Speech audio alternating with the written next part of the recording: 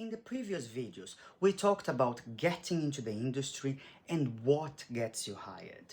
Today, I want to take you somewhere most actors never get to go, to the other side of the glass. Because at different points in my career, I have been the performer in the booth and the person watching, directing, quality checking, and producing from the outside. And what I saw from that side completely changed how I perform. The first thing you notice is how much can you hear that you cannot feel from the inside of the booth. The tension in the jaw, the breath that is slightly too controlled, a performance that is working very hard to sound natural. From inside the booth, those things are invisible to the performer. But from the outside, they are the first things you hear. And time is money. A good director thinks one thing above everything else in the first take. Is this person going to be useful today, or are we going to spend 3 hours to get there? Good talent does one take that works and is ready to move on, or takes a single note and adjusts instantly. That is not talent in the traditional sense, that is discipline and self-awareness.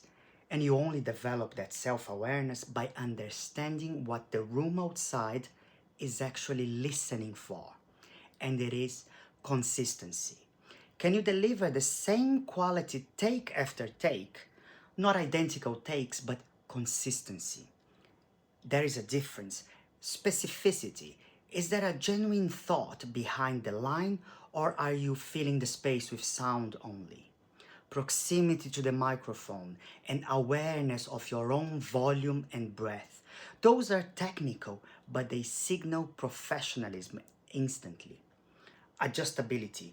When the director gives you a note, and they will give you a note, can you take it cleanly and immediately without discussion or justification? And underneath all of it, is there a genuine impulse driving what you're saying? Or are you performing the idea of an impulse? That last one is the hardest to fake and the easiest to hear. I want to tell you also about a session that went completely sideways in the best possible way. We were recording, and I will keep details vague for obvious reasons, and a line came up that was so unexpectedly funny that me, myself, and the sound engineer, we completely lost it, because at the moment of the take was the first time I was reading it. And it wasn't just a polite laugh. We completely gone for it. That kind of laughter that you cannot speak, your eyes are watering just remembering I'm laughing.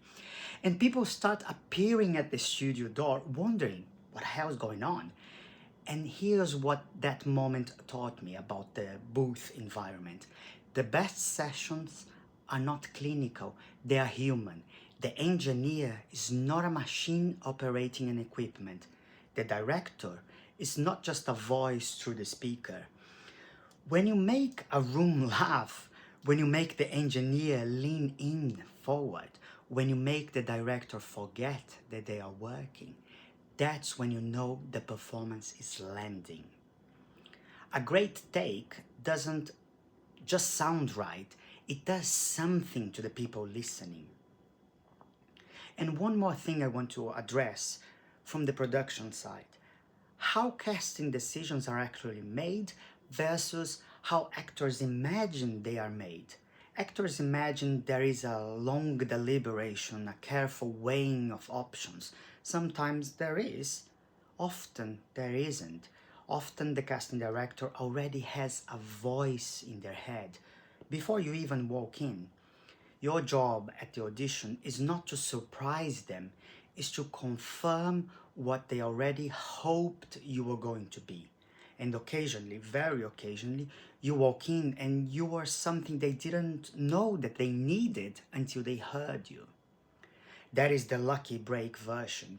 You cannot manufacture it. You can only be ready for it when it comes.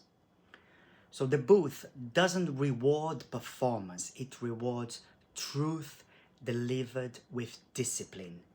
And the only way to understand the difference is to stand on both sides of the glass. On the next video is the one I have been building towards since the beginning of this series, dubbing, the discipline that looks like voiceover but demands something completely different, and why understanding it might be the most underrated skill an actor can develop right now. So if you like this, there's a lot more where this came from.